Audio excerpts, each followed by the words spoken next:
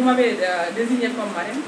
Permettez-moi donc de saluer tout le monde, Monsieur le secrétaire général du ministère des Pêches et des infrastructures maritimes et portières, de saluer Monsieur le directeur et chef de service, directeur généraux et chef de service, Monsieur le secrétaire général de la CNTS, Monsieur le secrétaire général de la CITRAPAS, Monsieur le secrétaire général de la CINTAS, Monsieur le secrétaire général de SATES, Mesdames, Messieurs les chers participants, chers collègues, donc c'est avec un réel plaisir que je me retrouve aujourd'hui parmi vous pour l'ouverture de cette importante journée d'échange et de partage par le syndicat national des travailleurs de la pêche et de l'aquaculture. En tant que marraine, je me réjouis énormément de ce choix porté et de cette marque de sympathie et d'estime à l'encontre de ma personne. Le CITRAPAS, en tant que représentant des travailleurs du département des pêches, a pour rôle, comme toute organisation syndicale, de défendre les intérêts matériels et moraux de ses membres. Et bien sûr, soyez assurés que mon département vous accompagnera pour l'atteinte de ces objectifs. Aussi, il doit constituer quand même un socle au cadre de dialogue avec l'autorité pour qu'ensemble, nous puissions contribuer activement et de manière significative à la gestion et au développement du sous-secteur de la pêche. Je vous tends la main. Nous sommes dans l'anticipation. Nous ne voulons pas attendre qu'il y ait des problèmes pour réagir. Donc, nous voulons instituer un dialogue permanent, un dialogue continu, conformément même à la volonté de son Excellence Bassirou Diomaye Diakhar Faye. Et comme vous l'avez vu, le président déjà a programmé une journée de dialogue national. Donc, on ne va pas attendre qu'il y ait des problèmes. Nous pouvons donc anticiper sur les problèmes. Nous pouvons donc régler beaucoup de choses, régler beaucoup de situations en amont. Et pour cela, je vous dis que mes services sont à votre disposition. Je vous dis que ma porte vous est toujours ouverte et que ensemble, je suis sûre qu'avec la collaboration des uns et des autres, nous allons parvenir à rehausser le secteur, n'est-ce pas, à la plus grande satisfaction de son Excellence, le président Bassirou Diomaye Diakhar Faye. Maintenant, le sous-secteur de la pêche, comme vous le savez, vraiment a une grande importance. Permettez-moi tout simplement de venir sur l'importance de la thématique que vous avez choisie et qui concerne la réglementation axée sur la certification. Donc, du début à la fin de la chaîne. Donc, la certification, elle est importante. Il faut certifier le produit, d'abord assurer la traçabilité du produit, mais également certifier le produit depuis son origine jusqu'à sa destination finale. Et effectivement, il y a la certification de qualité, n'est-ce pas, qui est importante, la certification, mais également, surtout la certification, n'est-ce pas, des captures, et qui a une grande importance, les deux, dans le rôle, dans les relations que nous avons actuellement avec l'Union européenne. Parce qu'il faut le dire, l'essentiel des produits qu'actuellement nous exportons, ces produits-là sont exportés vers l'Union européenne. Et effectivement, il y a des exigences de qualité, de salubrité, mais également il y a la certification des captures qui est destinée à lutter contre la pêche illicite non déclarée et non réglementée. Donc c'est nous, État du Sénégal, en tant que pavillon, qui devons certifier que les captures que nous exportons vers l'Europe, ces captures-là sont pêchées de manière licite, n'est-ce pas?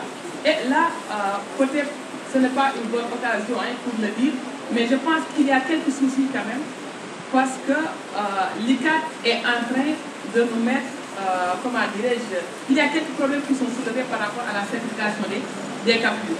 Et nous aurons peut-être la lettre de l'ICAT demain pour nous dire ce qu'on nous reproche. Mais là et maintenant, par anticipation, je demande l'engagement de tous les agents, n'est-ce pas, qui interviennent dans le processus de certification, que ce soit d'origine ou bien les certificats de capture, que nous assurons que notre travail est fait de manière, sérieuse, de manière objective, en respectant la réglementation. Que les produits que nous délivrons sont des produits de qualité, respectent la réglementation nationale, internationale et européenne, ou bien dans tout autre pays auquel il est destiné, mais également que les produits que nous certifions, n'est-ce pas, licites, que ces produits-là soient pêchés effectivement de manière licite. Nous relevons le défi pour que tout produit qui vient du Sénégal, que les autres soient assurés sans même qu'on ait besoin de l'inspecter, qu'on sache que ce pays est tellement sérieux dans la réglementation, ce pays est tellement rigoureux que tout ce qu'il nous donne, on peut avoir une présomption que ça comment dire, que la certification elle est conforme aux normes. En tout cas, on compte beaucoup sur l'engagement des uns et des autres et pour relever ce défi. Vous le savez, le secteur de la pêche est un secteur quand même qui a beaucoup de problèmes. On doit l'accepter, c'est la vie qui est faite comme ça. Partout il y a des problèmes, mais je pense qu'avec l'engagement des uns et des autres, en respectant bien sûr les principes, comment dirais-je, mis en avant par son excellence, à travers les principes de Djubanti, n'est-ce pas? Et l'engagement aussi, il faut que le travail soit une passion, il faut que le travail soit un engagement, il faut également que le travail, qu'il y ait une motivation. C'est-à-dire qu'il faut aimer ce qu'on fait. Il faut aimer ce qu'on fait.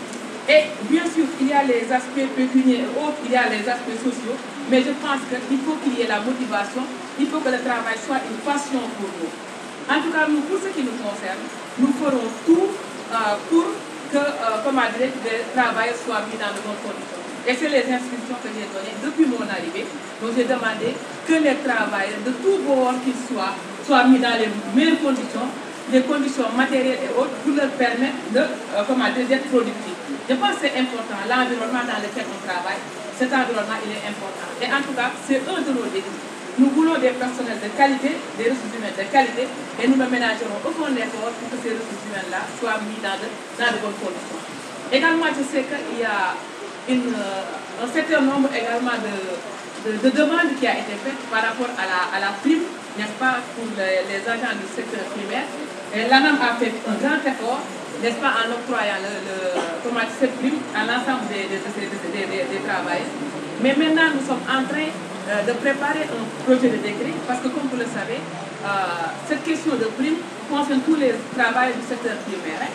Voilà. Et le ministère de l'Agriculture et le ministère de l'Élevage, ils ont déjà trouvé une source budgétaire qui leur permet maintenant de prendre directement en charge à travers le budget de l'État, donc à travers un décret. Effectivement, nous aussi, nous sommes dans cette dynamique et le projet de décret, n'est-ce pas, est finalisé avec monsieur le secrétaire général et le DAGE. Et la semaine prochaine, Inch'Allah, s'il plaît à Dieu, il sera encore mis dans le circuit pour permettre d'avoir à cette prime, n'est-ce pas, à cette ressource d'avoir, comment dire, une origine pérenne. Parce que je pense qu'il faut naître. Et pour cela, effectivement, nous ne ménagerons aucun effort pour avoir cette source pérenne. Également, il y a, je pense, la question également du fonds pour le secteur primaire. Et effectivement, bon, je ne vous ai pas encore rencontré, mais je me suis intéressée quand même à vos doléances. Et effectivement, cette question, n'est-ce pas, du fonds du secteur primaire, nous sommes obligés de travailler avec les autres ministères, le ministère de l'Agriculture, également le ministère de l'Élevage. Et effectivement, il y a des possibilités, il y a des niches, aussi bien au niveau du secteur de la pêche que peut-être pour les autres secteurs. Mais pour vous dire que le secteur général est instruit, le DAGE est instruit et tous les services concernés pour que nous travaillions également en collaboration avec ces ministères, avec ces départements, pour également essayer rapidement de mettre en place ce fonds qui ne sera que bénéfique, n'est-ce pas, pour l'ensemble des agents de ce secteur.